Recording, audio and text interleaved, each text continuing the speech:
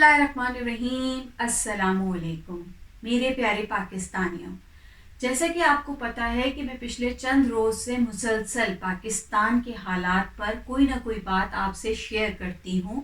तो आज भी मैं आपसे एक बात शेयर करने के लिए हाजिर हुई हूँ, और वो ये है कि पिछले चंद सालों में अगर आप इमरान खान के जलसों को देखें तो इमरान खान एक ही बात दोहराते थे। और यहाँ इससे पहले मैं थोड़ी सी तारीख की बात भी करूं कि जब पाकिस्तान 1947 में बन रहा था तो उससे पहले तहरीक पाकिस्तान में ये नारा बुलंद होता था कि पाकिस्तान का मतलब क्या, ला इलाहा इल्लल्लाह। अब ला इलाहा इल्लल्लाह जो हमें मफहूम समझाने वाले मौलवी हजरात थे, उन्होंने कभी इस बात को नहीं समझाया, उन्होंने कभी इस बात पर रोशनी नहीं डाली। मगर पिछले गुज़िश्ता चंद बरसों के तमाम इमरान खान के जलसों में देखिए कि उन्होंने किस तरह एक मौल्लिम की तरह, एक उस्ताद की तरह, एक समझाने वाले की तरह आप तमाम अवाम को, हम तमाम पाकिस्तानियों को ला इलाहा इल्लल्लाह का मफहूम समझा दिया। और वो ये है कि ला इलाहा इल्लल्लाह इंसान को आज़ाद कर देता है।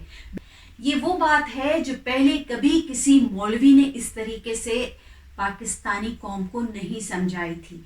और अब आप देखिए कि इसका मफहूम किस तरीके से इंसानों को आज़ाद कर रहा है। और यहाँ मैं छोटी सी मिसाल भी दे देती हूँ कि देखिए किस तरह से लोग इस मफहूम के साथ जुड़ते चले जा रहे हैं कि वो वाकई में आज़ाद हो गए हैं अपनी राय में, अपनी बात में। और मैं खराज तहसीन पेश करना चाहती हूँ हाफिज़ नईमुर रहमान को, जो जमात इस्लामी के उम्मीदवार थे, और उन्होंने कराची में अपनी सीट छोड़ के ये ऐलान किया कि मैं नहीं जीता, पीटीआई जीती है। तो यही मफहूम मैं आगे लेके चलती हूँ, ला इलाहा इल्लल्लाह इंसान को आज़ाद कर देता है। और इसकी वाज़ेह हकीकत हमें इस इलेक्शन में नज़र आई कि जब हमने किसी और पाकिस्तान के लीडर ने नहीं बताई थी, नहीं समझाई थी कि पाकिस्तान जब बना था तो वो एक आज़ाद मुमलिकत था, उसका हर शहरी एक आज़ाद शहरी था, अपनी सोच में, अपनी राय में, अपनी बात में वो आज़ाद शहरी था।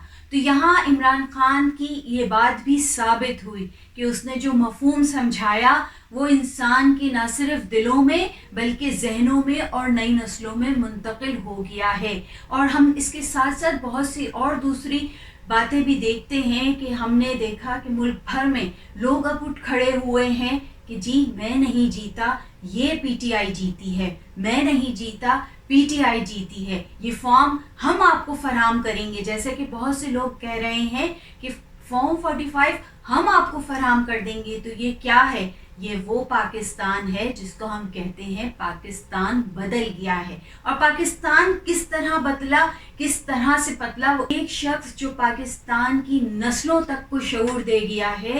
तो इससे ये साबित हुआ कि अब पाकिस्तान रुकने वाला नहीं है, झुकने वाला नहीं है। और मैं पाकिस्तान को मुसलसल आगे बढ़ते हुए देख रही हूँ।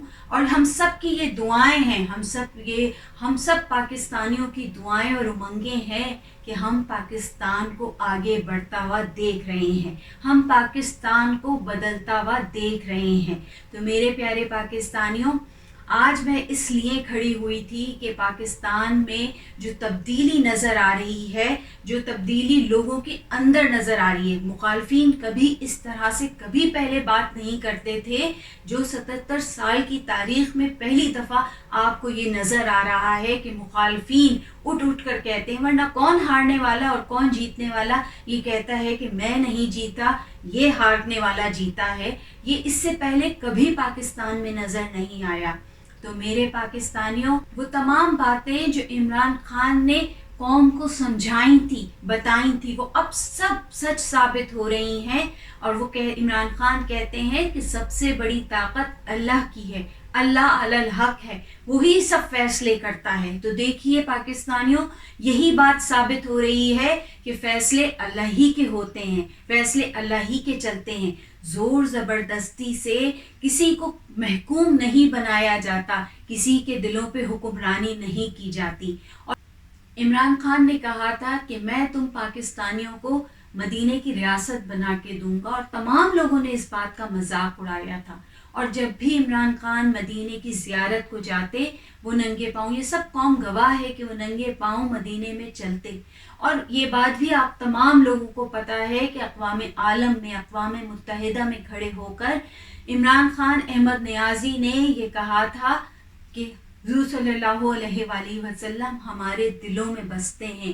اگر ان کو کوئی بات کی جاتی ہے تو ہمارے دلوں کو تکلیف ہوتی ہے. اقوام عالم کو سائنس کی بھی یہ بات سمجھائی تھی کھڑے ہو کے اس ڈیسک پر کہ جب دل میں تکلیف ہوتی ہے تو انسان کو کس قدر تکلیف ہوتی ہے. تو یہی انہوں نے بات کہی تھی کہ جب حضور صلی اللہ علیہ وآلہ وسلم کی شان میں دنیا بھر میں کہیں پہ بھی کوئی گستاخی کرتا ہے تو اقوام عالم میں موجود تمام مسلمانوں کے دلوں میں شدید تکلیف ہوتی ہے. اور یہی بات تھی کہ عمران خان نے اسلاموفوبیا کا بل پاس کرایا، وہ قرارداد پاس ہوئی اور اب ہم سب مسلمان 15 مارچ کو اسلاموفوبیا کا دن مناتے ہیں.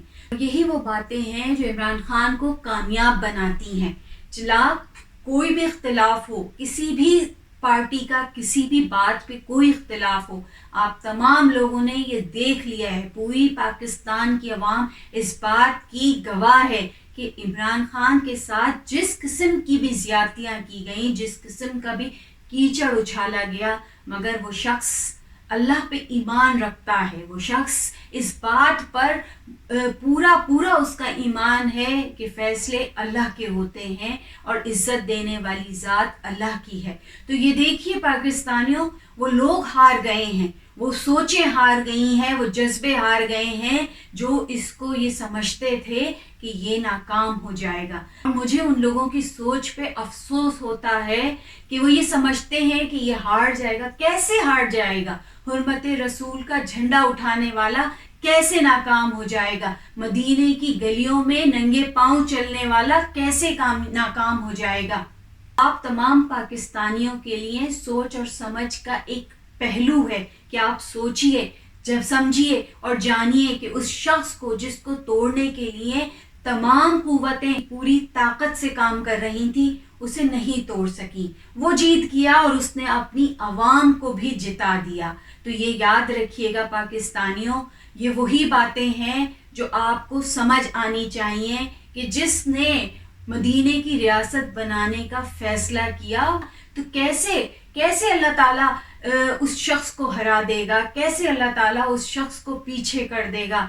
اور میرے پاکستانیوں، یہ بات آپ یاد رکھیے گا کہ عمران خان کے ساتھ اللہ موجود تھا اور بعد میں قوم جڑ گئی اور اس کے ساتھ آپ نے دیکھا کہ ہر طرف کامیابیاں ہی کامیابیاں ہیں. وہ شخص کبھی بھی شکست نہیں کھا سکتا جس نے حرمت رسول کا جھنڈا اٹھایا ہے.